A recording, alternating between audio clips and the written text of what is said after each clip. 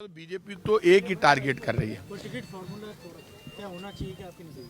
देखिए, टिकट का जो फार्मूला वो तो मीटिंग में तय होगा। एक आदमी के कहने से टिकट का फार्मूला तय नहीं होता, लेकिन ये तय बात है कांग्रेस की सच्चाई, ईमानदारी, कांग्रेस का काम, डायरेक्ट पब्लिक वेलफेयर के स्कीम्स और हमारे डेवलपमेंट का मॉडल, पूरे देश में उसकी चर्चा है। जीत कांग्रेस की है, कांग्रेस जीतेगी। लोग पूरे देश में बदलाव चाहते हैं। आपको पता है इनकी दुकान उठने लगी है। कर्नाटक में हार गई बीजेपी, हिमाचल प्रदेश हार गई बीजेपी राजस्थान हारेगी, छत्तीसगढ़ हारेगी, एमपी हारेगी, पूरा देश हारेगी।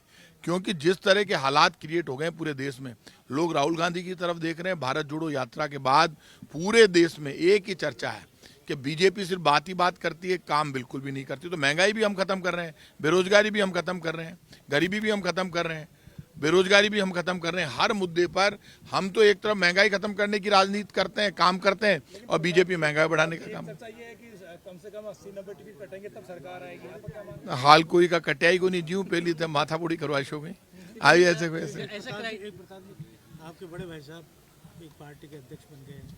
वो मेरे बड़े भाई हैं और वो आप जानते हैं मेरे से बड़े हैं। बड़ों को सब कुछ करने का राइट हो। राजा है करण सिंह जी, तो बड़े भाई हैं, उनका हक है। ऐसा भी क्राइटेरिया तय किया गया है ना कि जो जिताऊ उम्मीदवार नहीं है या जिसकी भी गुंजाइश लग रही है कि इस बार सफल नहीं होगा, उसके टिकट पूरे बदलने जाएंगे। सर्वे में लगभग आपका तैयार हो चुका है पूरा खाता। देखिए, सर्वे और सारी सामने आ जाएगी रिपोर्ट।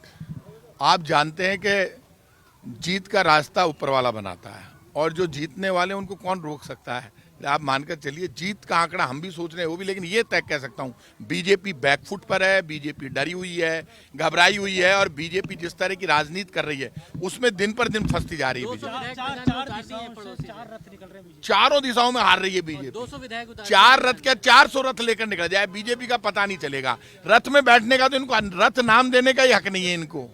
रथ तो भला करने के लिए होता है। रथ तो भगवान कृष्ण का था, रथ तो अर्जुन का था। जो सच्चाई ईमानदारी के रास्ते पर चलते हैं उनको रथ नाम देना चाहिए, इनको हक नहीं। छत्तीसगढ़ में बीजेपी ने कुछ नाम तो जारी कर दिए हैं।